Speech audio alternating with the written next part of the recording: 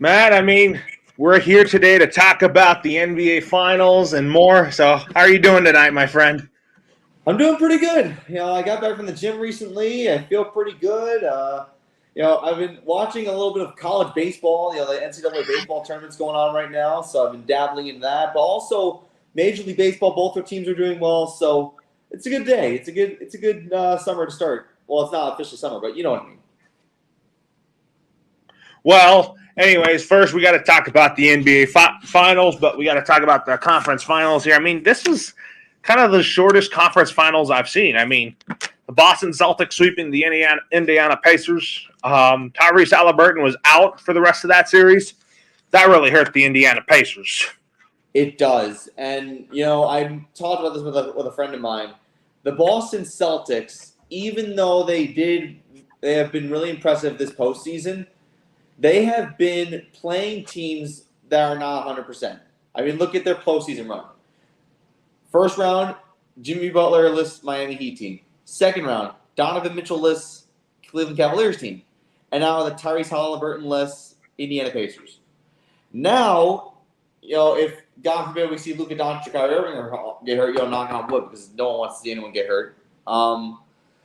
That would be probably the easiest path to an NBA championship I've ever seen. And we've talked about this before. The Boston Celtics are trying to get that golden 18th title to break the tie with the Lakers. Listen, Boston has played really well, but I think the Dallas Mavericks are going to have a fight in them to win this championship because of how well Luka and Kyrie have been playing. Yeah, you talk about the Celtics and the Mavs. They're both evenly well-matched teams. Yes, absolutely. And I think, Luka's been playing out of his mind over the last couple of games. He hasn't been 100%. Kyrie Irving has gone through a revolutionary change in not just his play, but also his attitude. I heard he was one of the nicest guys on the team now. And that's a lot coming from Kyrie Irving simply because you and I both know his past. Hasn't been the nicest guy, former Boston Celtic once upon a time. But it seems like he found a home in Dallas. And you know what? Good for him. I hope he gets the NBA championship because the Boston Celtics, while they're a 64-win team, they are capable of choking in big moments. But we'll see. You're talking about the Mavs, and you're talking about Kyrie choking in big moments. No, the Boston Celtics have choked in big moments. Kyrie Irving has played phenomenal in big-time situations. I know you had him in Brooklyn, and I know that super team that you had didn't work out. No, it was just a lot of nonsense came in. So, a lot of nonsense from those days. Well, game one of the finals is Thursday, so before we talk about all that, so who I think is going to win the NBA Finals, I'm picking the Dallas Mavericks. And I say that that's going to be in 7. I agree with you 100%. I think that the Boston Celtics are coming after that title. They're a really talented team. Like I said, 64 wins in the regular season, dominant postseason run. But I think the Dallas Mavericks are going to have to play mistake-free basketball in order to win this championship. And the way Luka Doncic has been playing, and he hasn't been 100% either, I think that we might see the Mavericks pull off the upset here. I'm going to go with Mavericks, but like you said, 7 games. Well, another NBA news to talk about here is that there's been some rumors that Kevin Durant may request a trade from the Suns. But now that you have Mike Budenholzer as your head coach, I'm thinking he should stay in Phoenix and see he can make it work with Mike Budenholzer, because Mike Budenholzer has a big task at hand in his first year as the Suns head coach. He's got to make sure that Suns are not swept, and, he's got to work with Devin Booker and Bradley Beal. Oh, my God. You saw my expression after you said the news about Kevin Durant. My first reaction was, here we go again. He did this out of Oklahoma City to go to Golden State. He did that out of Golden State. He did this with Brooklyn, and now he's doing it with Phoenix. Here's my thing with Kevin Durant. As great as he has been over the course of his career, that man has never proven to be a championship caliber star. I know he has the finals MVPs over Steph Curry, and I understand that, but he had to surround himself with a team that went 73-9 the year before he got there. And he won 2 MVPs just because Steph Curry was getting double teamed all the time. So Kevin Durant needs to prove that he can take a team over by himself and win the NBA Finals. And he hasn't done that. But like you said, I kind of disagree with Kevin Durant's mindset here. I don't think he should leave Phoenix. I think that, unless Devin Booker goes, which I don't think he's going to, or unless Bradley Beal decides that he doesn't want to play basketball anymore because he's been injury prone, I think Kevin Durant has a good place in Phoenix. He likes the market there. I think Mike Budenholzer, like you said, good coach to work for. I think Kevin Durant needs to grow a little bit more patience. That's really all he needs.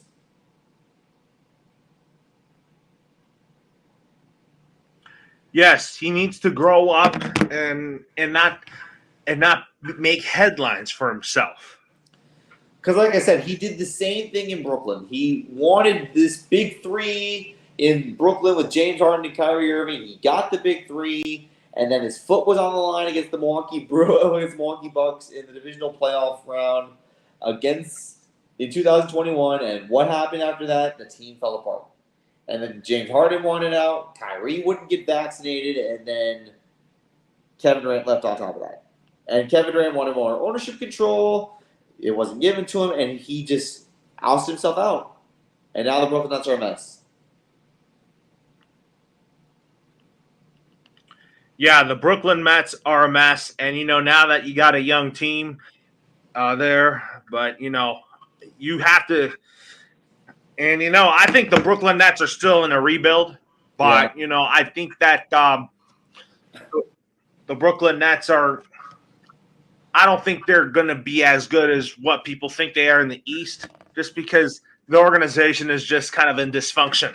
Yeah, they're in shambles right now. I know Joe Tsai, the general manager, tried to get Kevin Durant to keep his temper under control, and then they obviously had to go through a change in head coaches. They fired Jacques Vaughn.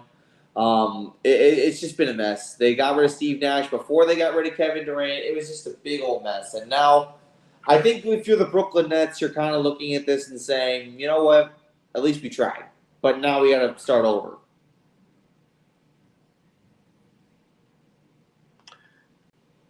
Yeah, but now with that being said here, we got to talk some football here now. So we got to start with the whole Jalen Waddle extension. I mean, I'm telling you, Tua Tagovailoa has his number one receiver post Tyreek Hill. Yeah, I remember I told you, and I think this has already been made public. Tyreek Hill doesn't want to play football for a very long time. He, I think, said in a press conference he wants to play football until 2025. So that's a couple years away. And once Tyreek Hill is gone, you're going to need to find your number one receiver. And Jalen Waddle, as the number two receiver, has proven to be a bright spot for this Dolphins team. And I think that you don't want to let him go, especially if you're Dolphins management, and especially if you're Dolphins coaching staff. You do not want to get rid of Jalen Waddle. So I think it was a smart move to lock him up. I think the guaranteed money is a little bit high, but I think he deserves the contract. Yeah, he definitely does deserve the contract. You're right about that. But the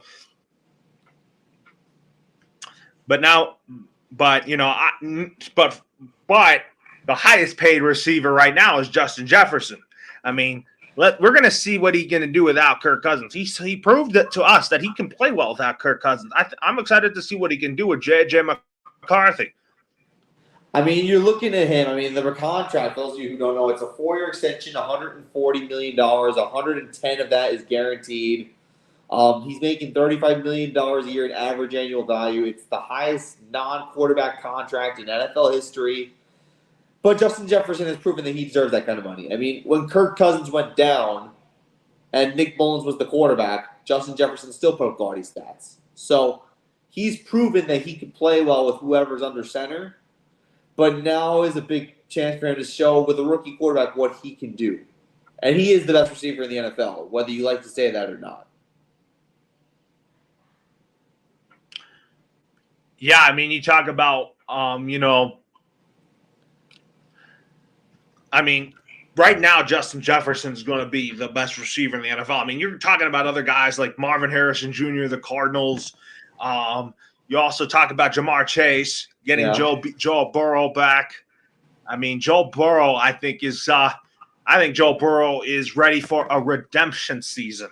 He is. But like back to the wide receiver thing. Marvin Harrison Jr., we got to see what he can do as a rookie. And then Jamar Chase has proven to be exceptionally talented since he came into the league. And the funny thing is, everybody thought that Bengal pick was a mistake, that they should have taken an offensive lineman. They took Jamar Chase instead, and they went to a Super Bowl with him. So he can't really complain. But I think I agree with you on one thing. Joe Burrow is going to have a redemption season. I think he's ready to prove doubters that he can, one, stay healthy, and two, play at a high level. Well, we got to talk about who should get which quarterback extension will get done first. Is it going to be Trevor Lawrence or is it going to be Tua Tagovailoa? I'm going to say Trevor. And the reason why I say Trevor first is because this Jacksonville Jaguars team centers around him. And while the same goes for Tua, I still think that Trevor Lawrence has proven that he can carry a team on his back. He's proven to be durable. I know last year he missed a lot of games late in the season, but he's proven to be very capable of being a bona fide leader on this team.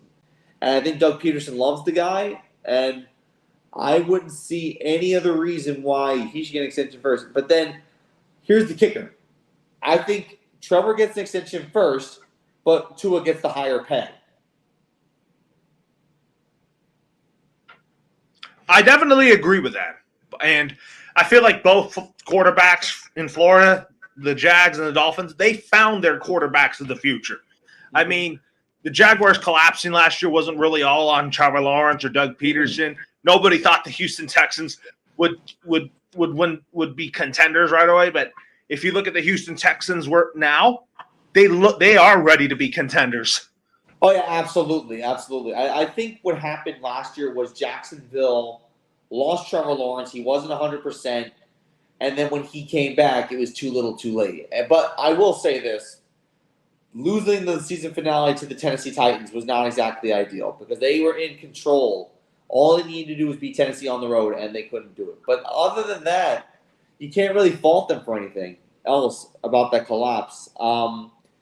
As far as the Dolphins go, the one thing I will say is they also kind of collapsed. I know they made the playoffs, but they kind of collapsed too. I mean, they were in control of the AFC East for much of the season, and then they lost a couple games late in the year. And then when they got to the regular season finale against Buffalo, at home nonetheless, things fell apart.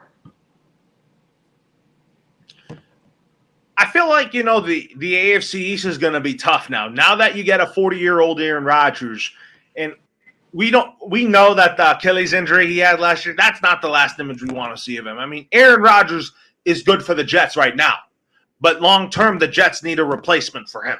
Yeah, and I think it's unfortunate that the Zach Wilson experiment didn't work. I think that's going to kill them in the long run. I think if the Jets win a Super Bowl with Aaron Rodgers in the next 1 or 2 seasons, and he decides to walk away, the Jets got to hit the reset button big time because you had this intention. Look, I don't think the Jets are going to win a Super Bowl because the AFC is tough. The Jets have a competitive roster, which should help them make the playoffs. I mean, Aaron Rodgers got to be healthy a full season. I know he has the offensive weapon still with Garrett Wilson. You also got Alan Lazard still there because that's one of Aaron Rodgers' boys. And then the Jets defense was kind of up and down last year, but I think the Jets defense is in for a very good season because Sauce Gardner is ready to continue to get better. I know he will. I know that Quentin Williams, who just got an extension, he's really the leader of their defense. I mean, it's not only the Jets defense. I mean, look at the acquisitions that they got over the offseason. They got Mike Williams in the offseason from the Chargers. That is actually a very good addition to their team. They also have Breece Hall in the backfield. They improved their offensive line.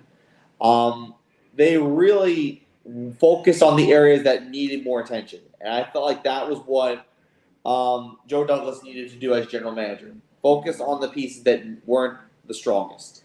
And as far as Robert Saleh goes, he just has to take what he has now and make it work. And if it doesn't work, you're his. So you're saying that Robert Saleh is not guaranteed to be safe beyond this season? Yeah, I think the Jets gave all their coaches a pass because Aaron Rodgers got hurt. Now there's no excuses. Yes, now that Aaron Rodgers is healthy, you got to find a way to make the playoffs. I mean, the Jets are a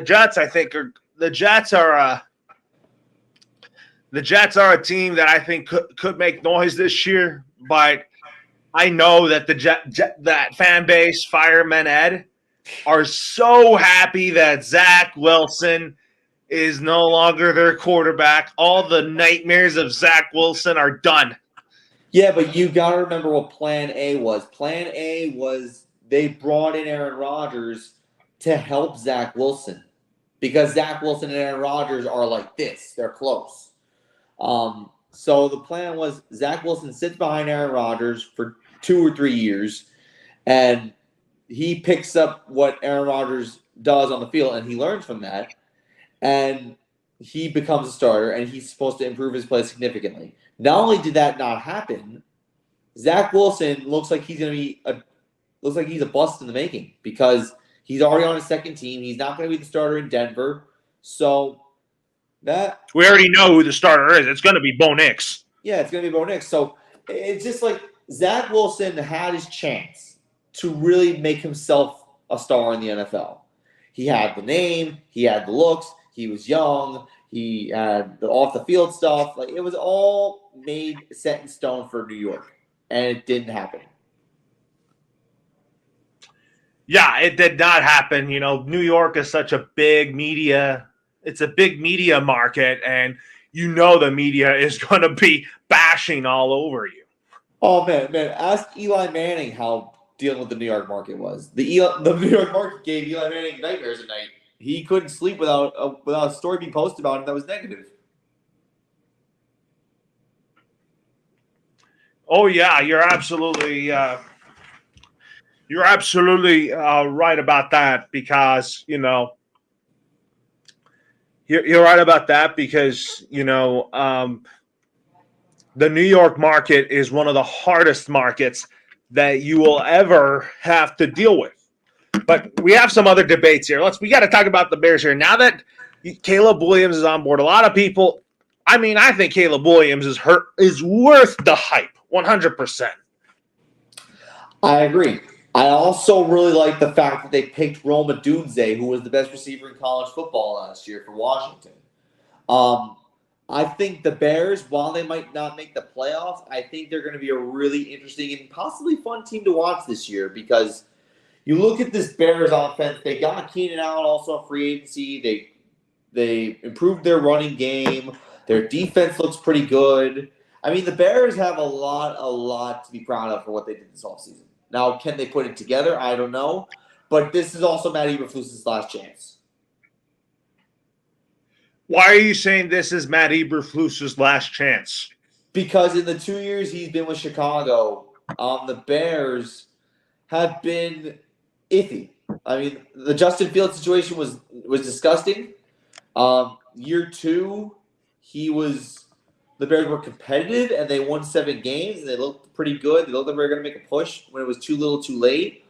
And if you talk about it, when he took over defensive play calling duties, the Bears looked a lot better. They did look a lot better. But unfortunately, the way the NFL works now for head coaches is that you have to be able to be flexible with how you coach a team. You got to be able to work with both the offense and the defense. And we know Matt Eberflus is a defensive coordinator. He helped the defense improve significantly, but Justin Fields did not improve. In fact, he actually got worse as the time in Chicago went on. So if Caleb Williams comes in year 1 and he looks like he's the number 1 overall pick that we know and love, then Matt Eberflus deserves 1 more year. If Caleb Williams comes in and he flops immediately, then there are going to be sirens. Oh, yeah, you're absolutely – Matt Eberflus is going to be the fall guy if the Bears don't make the playoffs. I don't think the Bears win their division just because Green Bay's gotten better. The Detroit Lions are going to be the Detroit Lions. The Detroit Lions are a team that already had a path in place since Dan Campbell took over. They used to be the laughingstock in the NFL, but now Dan Campbell has really changed the complexion and culture of the Detroit Lions. He did. And you also talked about Minnesota earlier. The Vikings are probably going to be good with J.J. McCarthy. I don't think they're going to be an instant success story. I think it's going to take some time with a rookie quarterback, but I think that maybe the Minnesota Vikings are going to be a competitive team to watch that's going to be in the hunt for the playoffs. Ultimately, the Bears are in a very tough situation. I think they're going to be fun to watch this year, but I don't think they make the playoffs. That's my conclusion on them. Well, I mean, the NFC is easier to predict than the AFC, but with the Cowboys here, I mean, I think the Cowboys are still the playoff team, but I have a feeling that they're going to be eliminated again. But we got to debate this. Do you think Dak Prescott will be a Cowboy beyond 2024? I have to wait and see on that, just because Dak Prescott, although he is very talented as a quarterback, he is very good at his position. He just doesn't perform well in pressure moments. This is a tough question. I'm glad you brought this up. This is the same question we were talking about 4 years ago. I mean, when Dak hurt his leg in 2020, that was the last year of his contract, and we thought that he was never going to be a Cowboy again. But then Jerry Jones saw that this guy actually had more to give than we thought, and they gave him a 4-year extension. I can't believe this is actually the last year of his extension. This is crazy. Do you think the Cowboys give him another extension? This is tough. If I had to give an answer with an explanation, I have to say yes, because let's be honest here. There aren't a lot of good quarterbacks out there that you can plug in and play in an offensive system, and they can be good. Look, I mean, Jerry Jones loves Dak Prescott to death. Yeah. I mean, that's why I think the Cowboys don't want to part with him, just because Dak Prescott he really means a lot to their franchise and all that. So that's why the Joneses are not going to get rid of Dak Prescott yet. I think the thing with Dak, though, is that you mentioned it before what his flaws are. His flaws are the playoffs. Like that is his biggest flaw. He can't perform well in the playoffs. And while people might say, he's great in the regular season, that doesn't necessarily get you very far, because you could put these gaudy stats in the playoffs. You can break every franchise record for the Dallas Cowboys. You can win 12 games every year. But if you don't win a playoff game or make it to a conference championship, nonetheless, because the Cowboys have not been to a conference title game in 30 years, if you can't perform well in the postseason when it really matters, that's the knock that people are going to say on you. I mean, this is the same thing that people were saying about Tony Romo when he was playing with the Cowboys.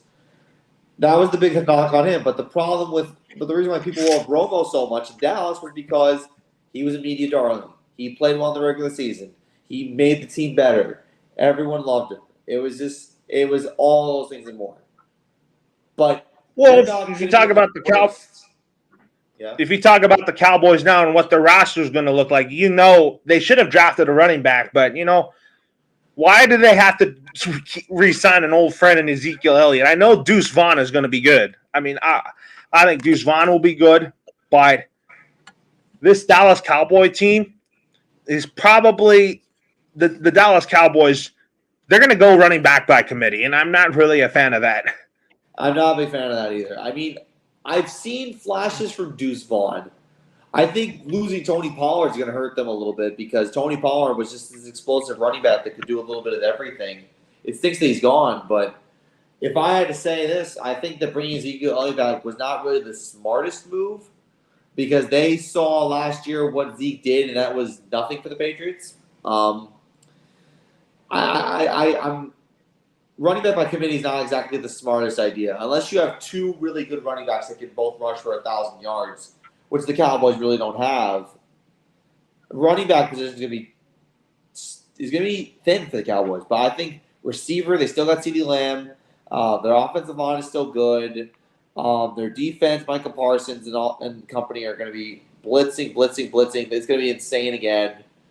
But the question is, can they get past winning 12 games in the regular season? That's my question.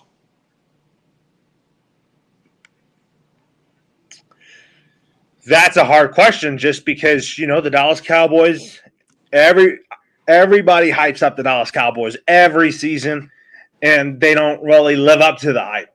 They're like America's overrated team. Love it. I love that. That's exactly what they are. The America's overrated team.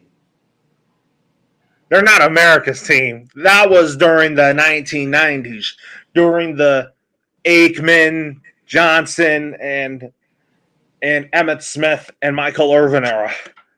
Yeah, and actually, want to jump off a little bit for a second to stick to that whole '90s thing. I do want to pay homage to Larry Allen, a former offensive lineman for the Dallas Cowboys, who passed away today. He's 52 years old. He was on vacation with his family. He was a Pro Football Hall of Famer, an 11-time Pro Bowler. Troy Aikman's best blocker over the course of his career. I mean, Troy Aikman put out a big post on Instagram basically cherishing how much he appreciated Larry Allen. It's such a shame, but, it happens. You never want to see legends die like that. But rest in peace, Larry Allen.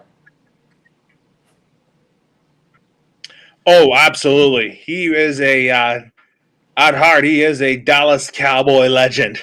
Mm-hmm. Trying to find the post. I'm trying to see that post. Did you say he posted that on Instagram? Yeah, he posted on Instagram, and I think it's on a story too. I'm gonna look deeper into this, but I'm gonna say, yeah, he did that. Let me find it. Oh yeah, I saw it. Yeah, and I saw the highlights when he got to block for him. Yeah, it's all great stuff. Actually, I'll read what he said actually right now. Just received the heartbreaking news of the passing of our beloved teammate Larry Allen. On the field, he was a Hall of Fame offensive lineman that dominated opponents regardless of the position he played. Off the field, he was a gentle giant that had the best heart and always greeted me with the biggest smile in life. Condolences to his wife Janelle, daughter Jayla, and Lorena, and son Larry. Rest in peace, LA. Oh my God! I got to watch his Hall of Fame speech, and he was looking down on his note sheet the whole time. Hey, listen, he was a good guy at heart. I also want to bring this up. Mm-hmm.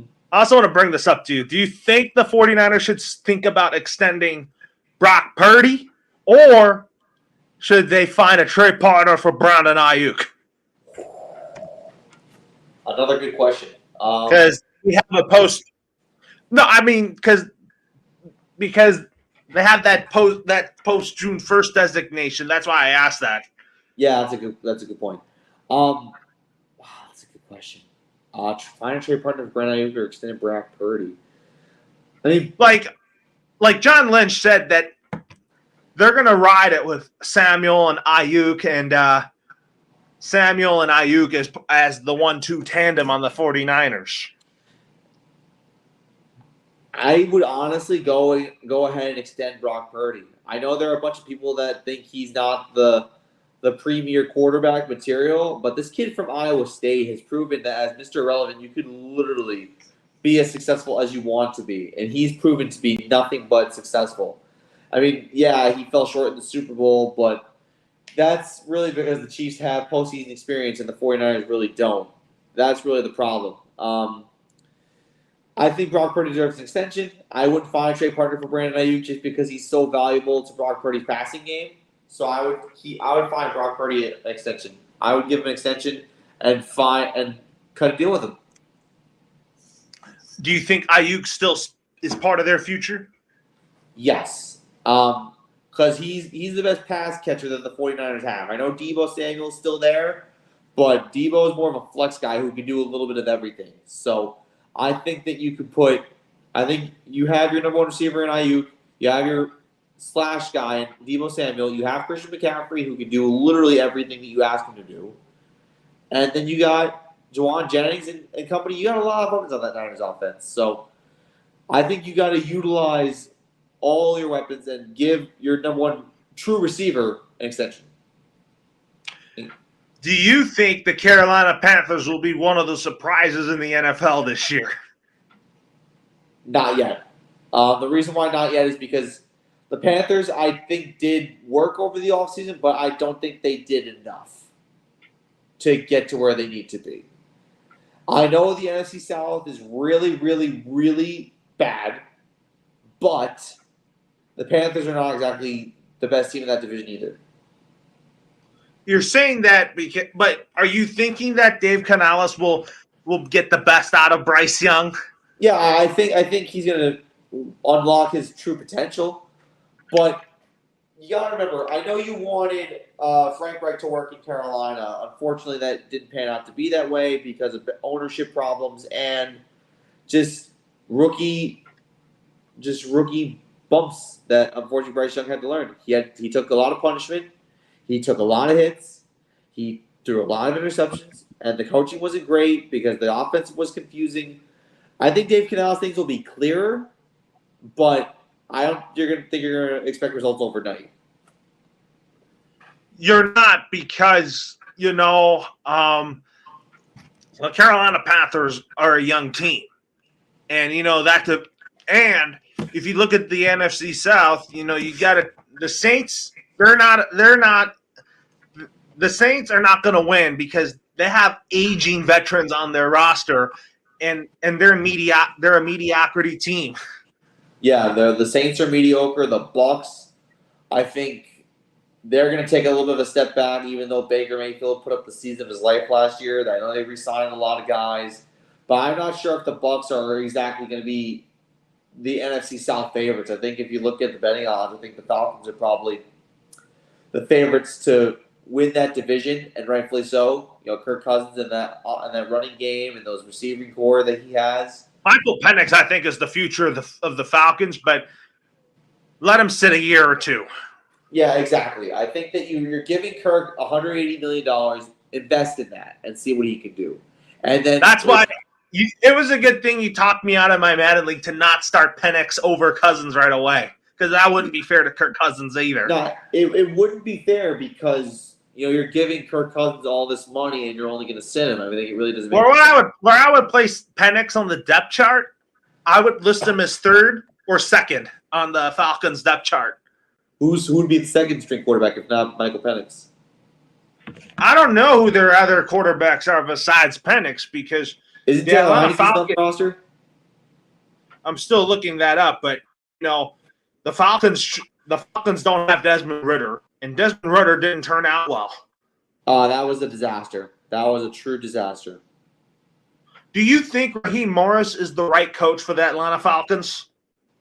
I think he deserved the second chance. I mean, this is a guy that was a coach with the Falcons before, and things didn't pan out because the team was bad. But I think that you look actually, yes, Taylor Heinicke is on the depth chart. So basically, if Michael Penix is not the second string quarterback in my Madden League, if I want to list him third, that's why I would put Taylor Heinicke as the backup to Cousins, so that Michael Penix can just take a back seat.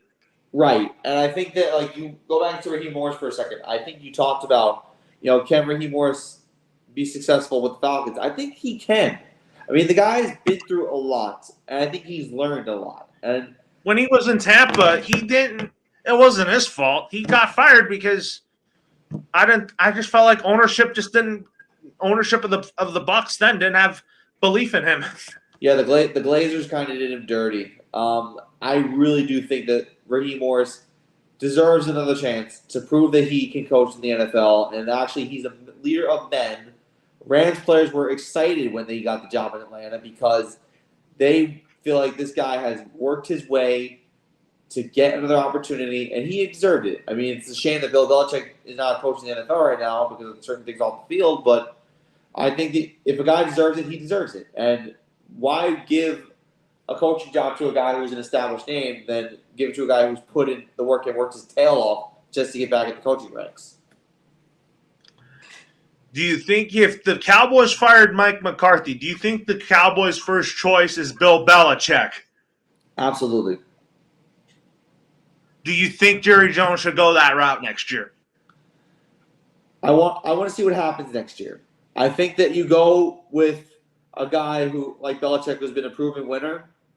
If Because Mike Bill McCarthy, Belichick's going to be a hot name on next year's coaching cycle. absolutely, and I think a lot of people are shocked that Belichick's not on a coaching roster this year.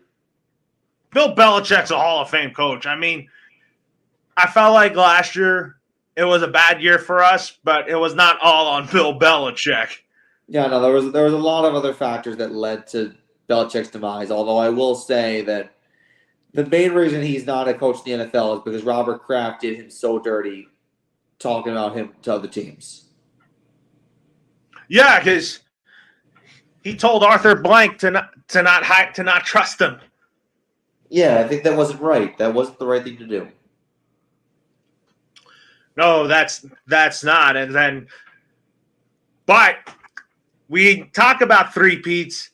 I told you off air, I don't think the Chiefs will three-peat. If the Chiefs three-peat, are you going to call them a dynasty?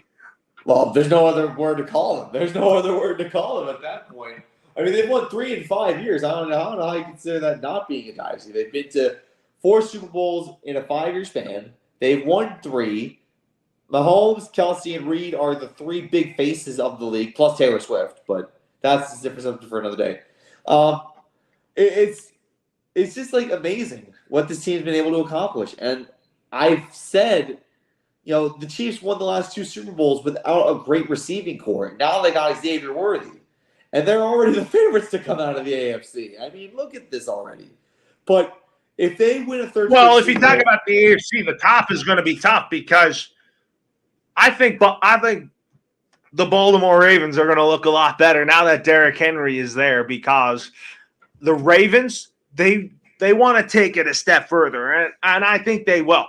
And the Bills, even without Stephon Diggs, Josh Allen is still doing Josh Allen things, and the Bills still have a great roster.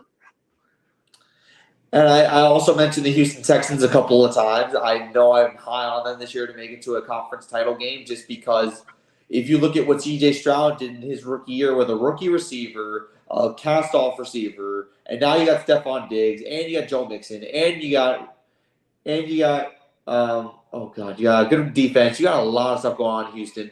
You're coming off a division championship season where you won a playoff game. There's just so much looking for this Texans team. But if you go back to the Chiefs, this team is a proven winner. They won with a weak receiving core. And they've proven they can beat the Bills. And they've proven they can beat the Bengals. And they've proven that they can beat the Ravens. And they've proven they can beat everybody in the AFC. And only Joe Burrow is Patrick Mahomes' kryptonite. Well, Burrow was Mahomes' kryptonite until he beat them the very next year in the AFC Championship game a couple years ago. But listen, you could put up a high-scoring game against the Kansas City Chiefs, but if you can't beat them when it matters, then you're nothing. I mean, listen, we talk about Justin Herbert had Patrick Mahomes in a great shootout game with each other. How many times has Mahomes lost to Justin Herbert? Twice. And were any of those games in the playoffs? Regular season games, exactly. I know it's a crime that we haven't seen a lot of Justin Herbert in the postseason, but I think that will change with Jim Harbaugh. I think that, and actually, the greatest quarterback of all time has beaten Patrick Mahomes twice.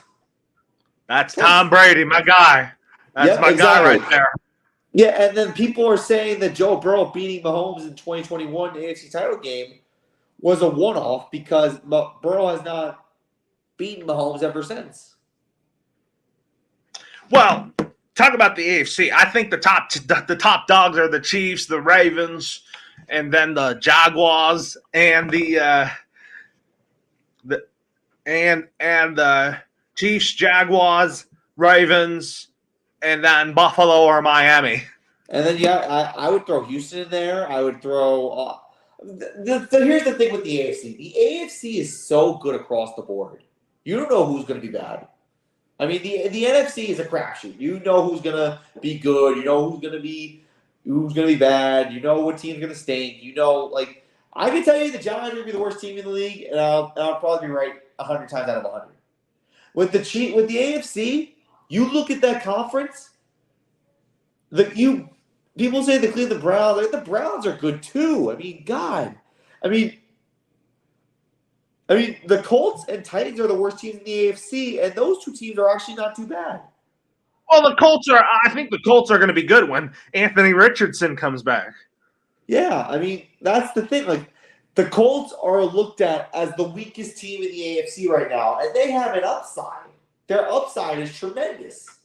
And then the Tennessee Titans, I mean, they're not going to be great this year, but still, Will Levis has shown flash that he can be good. And really, like, the Pittsburgh Steelers, I mean, I could go on about the Steelers. I mean, Mike Tomlin has had 17 straight winning seasons.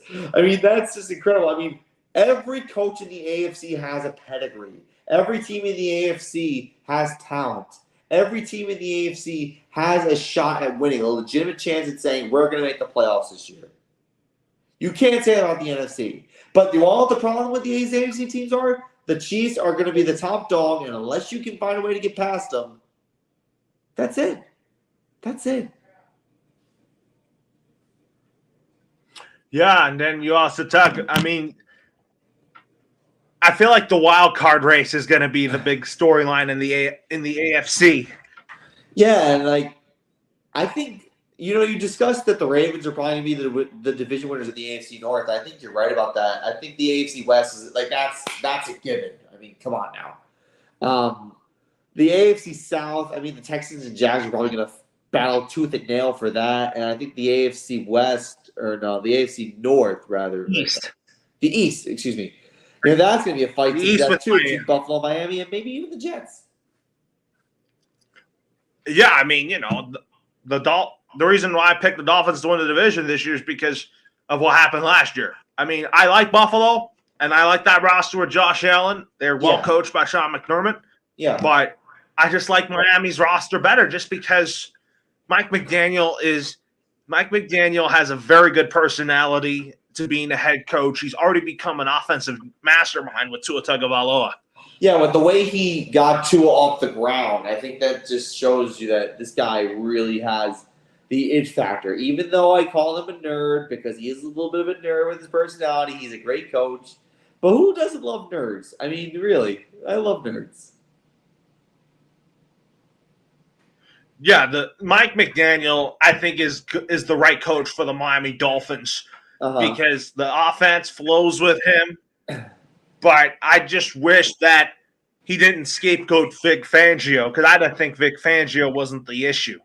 Yeah, that wasn't the right thing to do. I think that every team, I think the Dolphins' defense was good last year with Vic Fangio. I think that they really got gelled defensively. I think that the problem with Miami is that they're kind of lost in the shuffle unless they've proven that they can win a playoff game or win a division title. That's something that they haven't done in a long time. But I think Miami's capable. Yeah, and then I also think that now that the Eagles have Vic Fangio now, the Eagles' defense is back to being a Super Bowl defense. Yeah, they needed that hire in the worst way. I know we didn't really touch on this much today, but we've touched on this in the past. The Eagles collapsed, and when they collapsed, they fired their defensive coordinator, Sean Desai, after that. They had to. He wasn't the right fit for them. Yeah, but that was part of the reason why they collapsed. They collapsed last year because their defense broke down the stretch. Yes, and then I think the Eagles are – I feel like the Philadelphia Eagles are – they're more the favorites – they're more title contenders than Dallas. Yeah, I think they're more legit than Dallas. I mean, Philadelphia has a playoff experience pedigree, and they don't choke in big moments. Dallas, on the other hand, you got to go do some digging to find when the last time they were actually a good postseason team. Well, because of my Madden League, the Cowboys made it to the conference title game and lost. Yep. So that's why the Philadelphia Eagles, I think they're a great team. I mean, I just don't like what people did with Nick Sirianni. I mean, Nick Sirianni is the right person to coach the Eagles. I think he's done a remarkable job with Jalen Hurts and running this offense with Kellen. I think Kellen Moore makes that offense a lot better. Yeah, and what also makes the offense a lot better? getting Saquon Barkley, I think, helps them make their offense a lot better. That helps. That the Eagles are going to contend for that title for sure. And I also think that the worst team in that division is the G-men, and the Giants are just they don't know what they're doing with that roster. Yeah, that's pretty much as accurate as it gets, unfortunately. And the Commanders, I'm excited about this team. Jaden Daniels, Terry McLaurin, they got a good offense. The question is their defense going to improve with Coach Dan Quinn? Not out of the gate. Not right out of the gate. I think that they're going to have some growing pains, which they probably are going to. But at the end of the day, you also have to look deeper into this and say, Dan Quinn hasn't really had a lot of successes as an NFL head coach. I mean, you remember 28-3 being like the defiant moment of his career.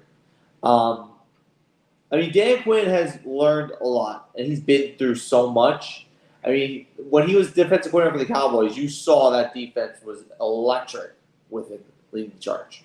I think the same thing is going to happen with the Commanders. The problem is they don't have the personnel that they used to have.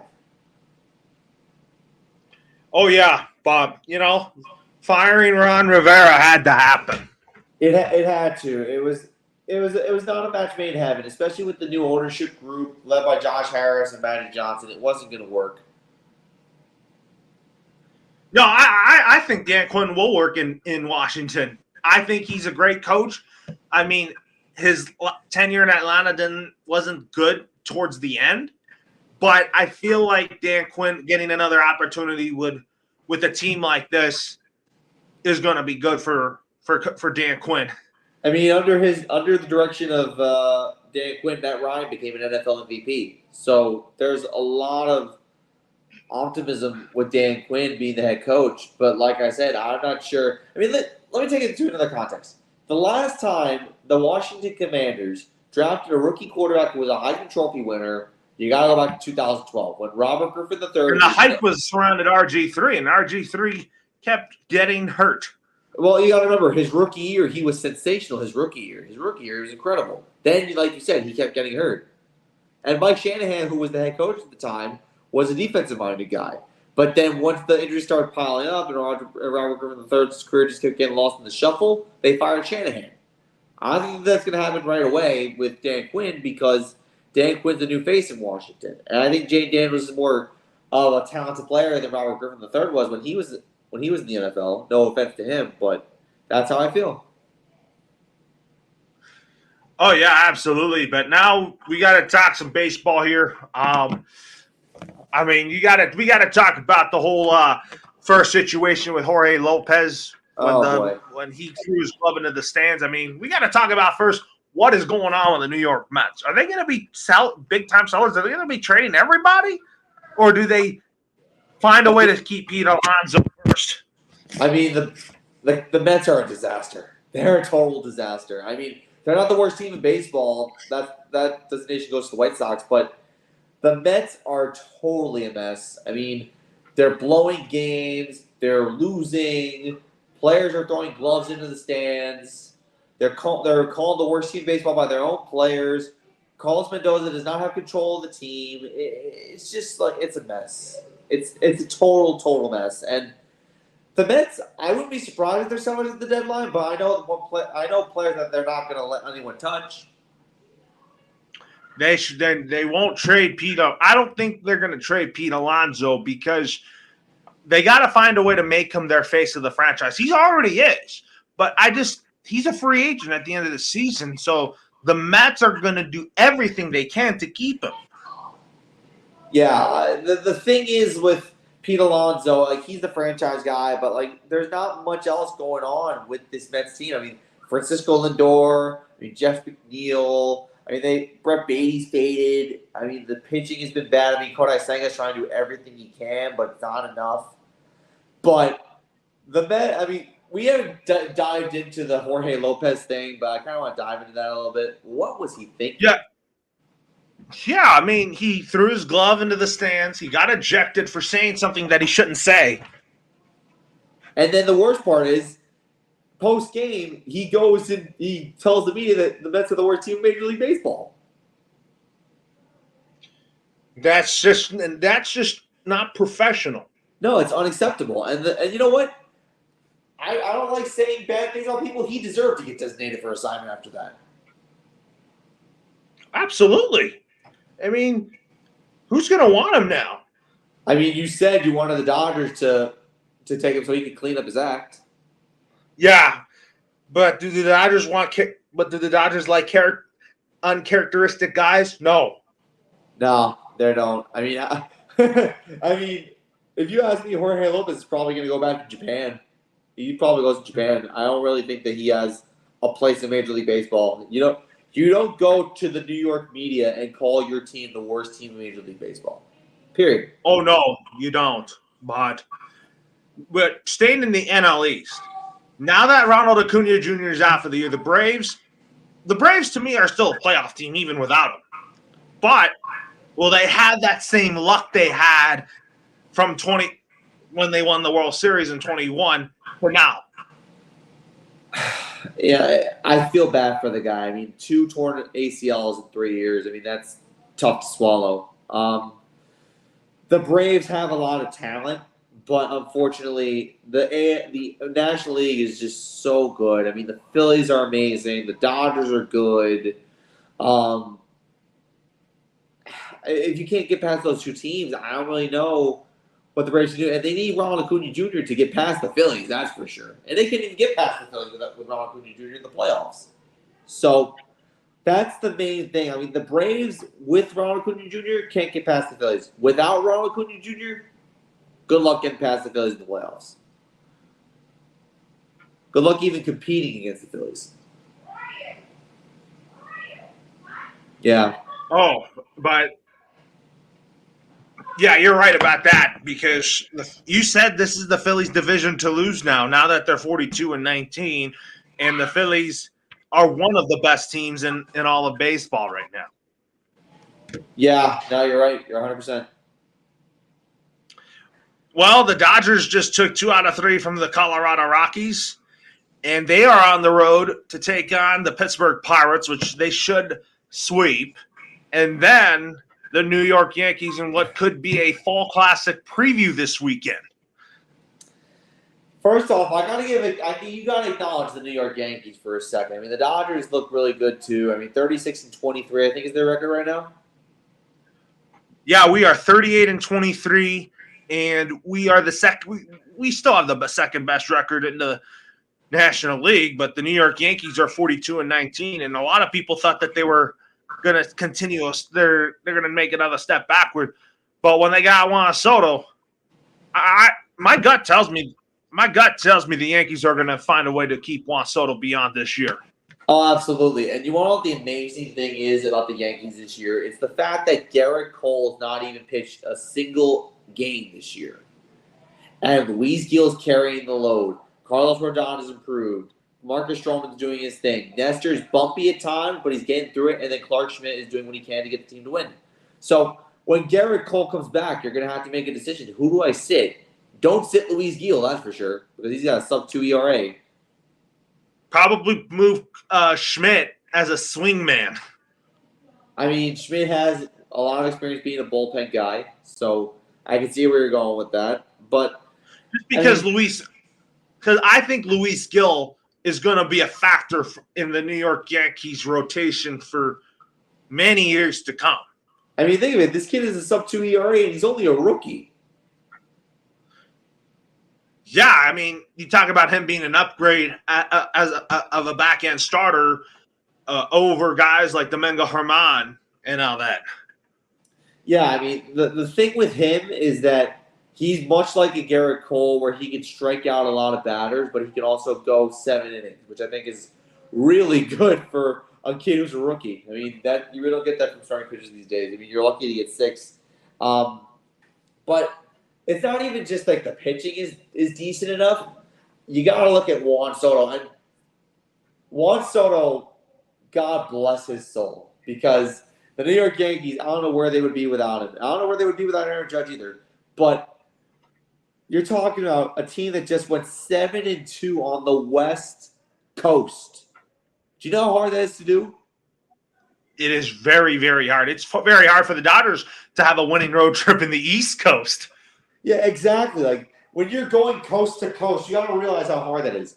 It's the jet lag. Your body's going to get tired. You got to get used to the time zone difference, and then you're playing all these talented teams on the West Coast, like the Padres and the Giants, and I wouldn't really consider the Angels talented, but like you got to figure like you're getting used to this. And they were on the West Coast for about a week and a half, and they took 7 of 9. Like. They never do well on the West Coast. They're lucky to go 500 on the West Coast. So that's lucky. That's amazing. Oh, you're absolutely right. I mean, Aaron Judge got to return to his hometown, and he got booed by Giants fans for not choosing them. I understand that. Yeah, I know. I mean, that's just the Giants' fault. That's their fault for not. So, even though I kind of thought Juan Soto would be a Dodger, my prediction on Juan Soto is that he re-signs with the Yankees, and I'm going to say that his contract's going to be 10 years, $402 million. And you got to remember, if the Yankees decide to do that, they got to cut some dead weight, unfortunately. And that's not exactly what the ideal thing is to do. But like you got to look at the guys. You mentioned before before we got on the air, Gleyber Torres is probably a cut candidate. His contract is coming to the end. I don't think the Yankees should be wasting their money on Gleyber Torres in the offseason. That's why this offseason I think the Yankees will keep Juan Soto, but not keep Gleyber. Yeah, especially because they got a lot of options at second base and shortstop. Well, Volpe's a shortstop. They got a lot of options at second base. They still have Oswaldo Cabrera, who's still there. When they get Oswald Peraza back, you could use him as a second baseman. It's not his natural position, but you can use him there. And then you also got, a whole bunch of options that you can use. And then, you also look at other people that you could possibly cut. They have a lot of third basemen. Maybe you cut DJ LeMahieu. I'm not 100% sure. But I think you got to focus on, if you want to keep Juan Soto, which is I think the Yankees' intention at this point in the season, you got to find out who's not going to pull their weight moving forward. I think the Yankees, assuming they move on from Gleyber Torres, I think they're going to go with either Jahmai Jones or Oswald Peraza. Oh, Jahmai Jones. At second base. That's another guy. That's a speedster guy on the roster. Jahmai Jones hasn't really done a lot, but he's actually been very effective at running the bases, stealing bases. Like, he's been very good, especially because guys like Giancarlo Stanton really can't run or steal bases. But they're doing well on a lot of avenues in playing the game of baseball. And I've talked about, I haven't really just praised Aaron Boone enough, unfortunately, but here I go. Aaron Boone, I said, was coming into this year with a target on his back because the Yankees barely went over 500 last year. He was the dead man walking, and then they brought him back, and I was mad. And you remember the day that happened. I was livid. I didn't want to go through that. I was angry. I was ranting on this show. But despite the past, Aaron Boone's done his part. He's done a good job. I will give him that. And for that, Boone can give himself a pat on the back. Yes, Aaron Boone did. Aaron Boone, I think, is the right. I think he's proven why he's the right fit to be the Yankees manager, even though a lot of people don't really like him.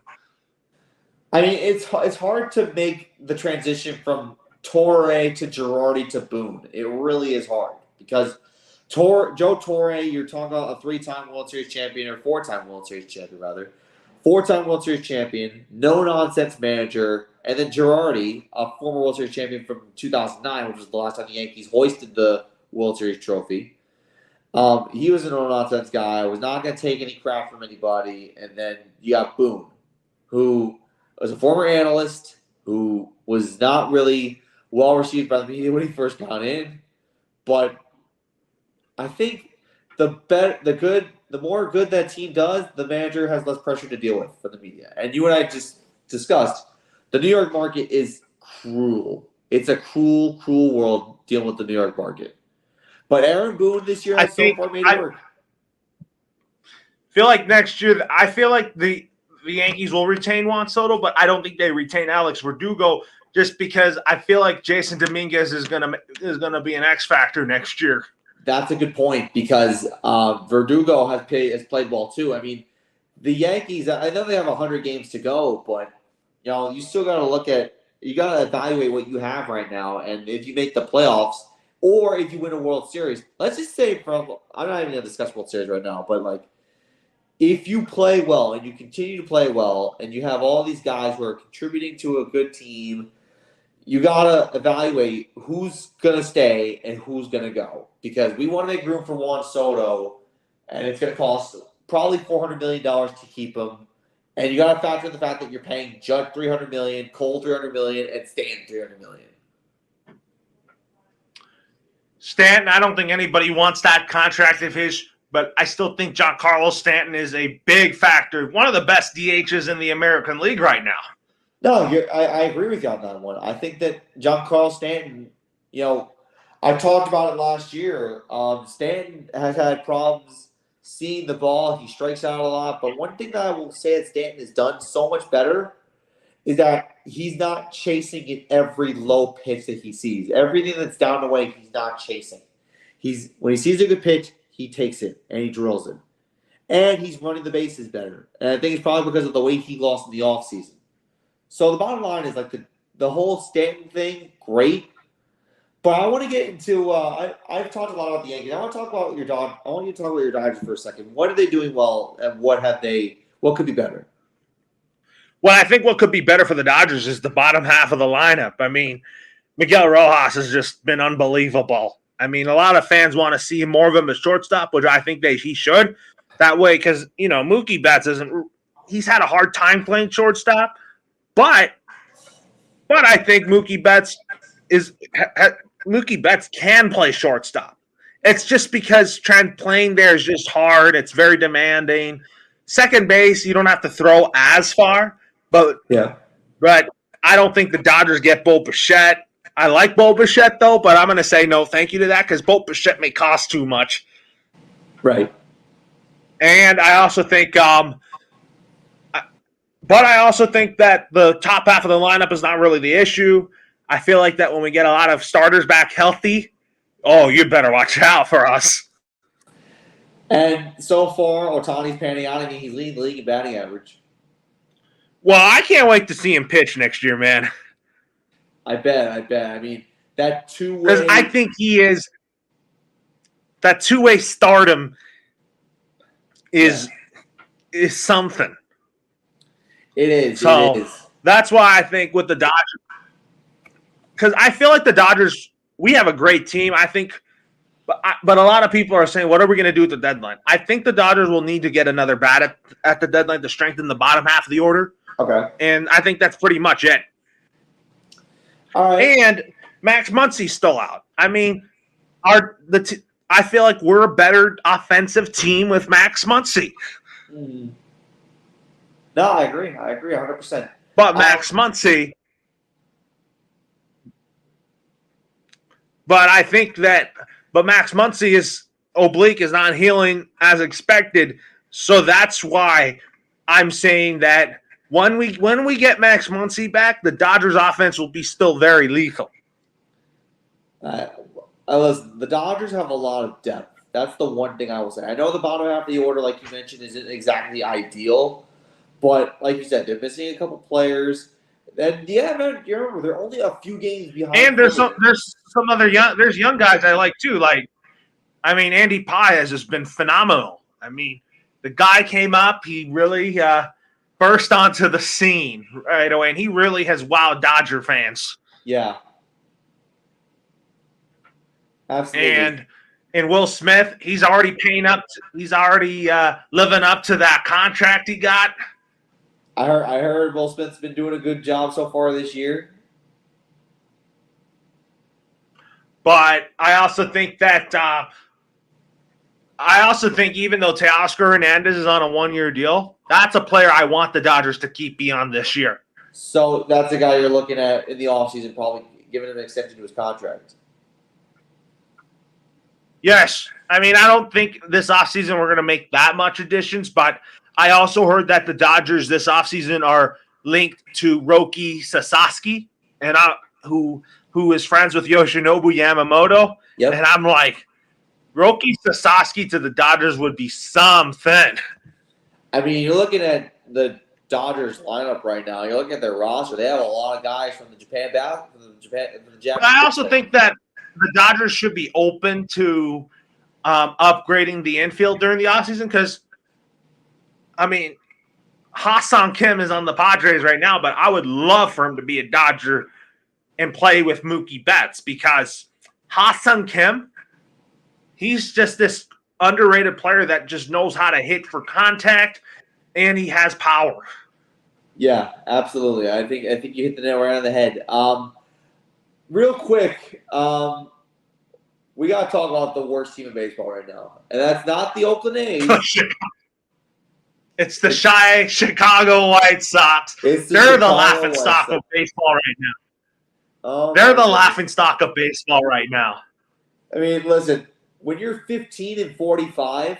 No, it's between them and the Colorado Rockies. Well, the Rockies have actually proven that they can be competitive. Chicago has been terrible. And not only that. No, I think the Rockies are still the Rockies are still a very bad team.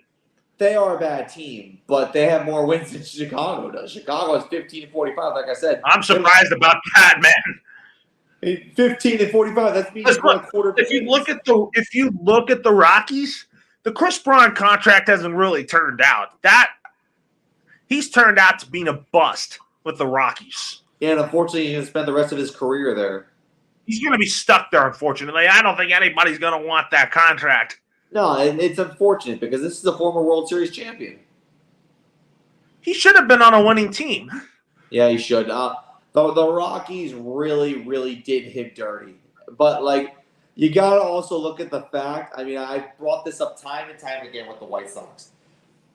Hiring Tony La Russa in 2021, 2022, whatever that was the worst thing they possibly could have done. Because what happened was La Russa came in, a lot of expectations came in, and what happened? He created a toxic environment in the dugout. Players wanted to leave, and then once they left, the White Sox fired La Russa after 2 seasons because he wasn't getting the job done, and then what the White Sox have right now is a complete and utter mess. Tommy Pham is arguing with opposing players. Luis Roberts is not healthy. Jimenez is not healthy.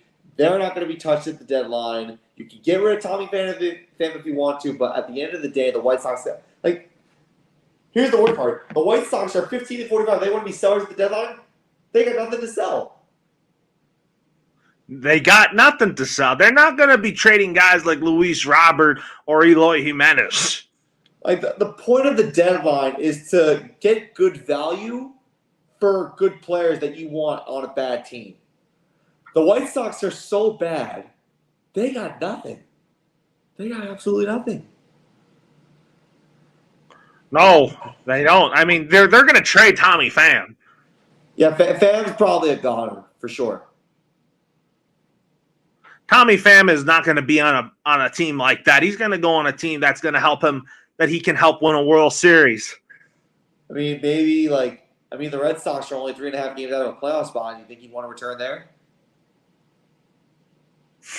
We'll have to wait and see, man. I mean, the Boston Red Sox, they're a laughing stock too, because a lot of people think that when they got rid of their guys, everybody thought that they were so bad, and ownership and management plays cheap on them.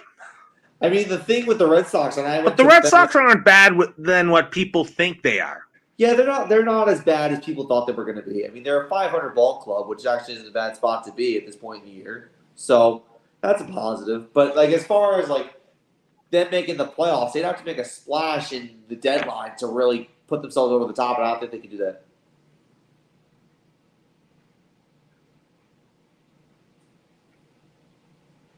No, they're not going to do that. But the Angels, even though they have a bad record, Ron Washington is dealing with a bad roster. But I do think Ron Washington is the right fit for them. I'm with you on that one. And I think the reason why I'm with you on that one is because you look at the way the Angels are right now, they don't have a lot of talent. If you know what I mean. Yeah, I know what you mean. They don't have a lot. He didn't have a good hand.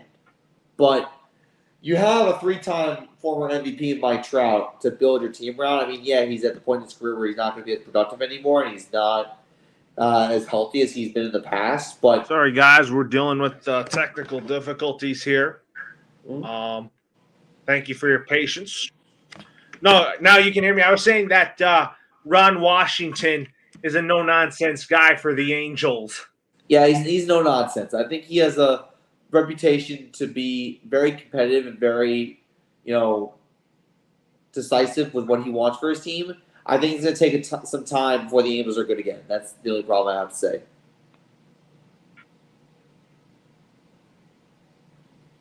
Oh, yeah. I think the Angels are and then you talk about Rhys Hoskins. He got a standing ovation in Philadelphia today. Oh, Philly. You gotta love the Philadelphia Phillies and what they've been doing. But no, Rhys Hoskins has been playing really well. I mean, that entire Phillies. I mean, the Phillies right now are tied with the Yankees for best record in baseball. I mean, that's kind of a major thing for them. What a 3 years it's been for them. I mean, they made the World Series in 22 to lose to the Astros. You're absolutely. They made the NLCS in 2023, and now they're the best record in baseball in 2024. Good time to be in Philly. Just don't burn your city down. Oh, yeah. I mean, I think. Anyways, we're dealing with technical difficulties here. We're going to have to end this show. So, anyways, have a good night, everyone.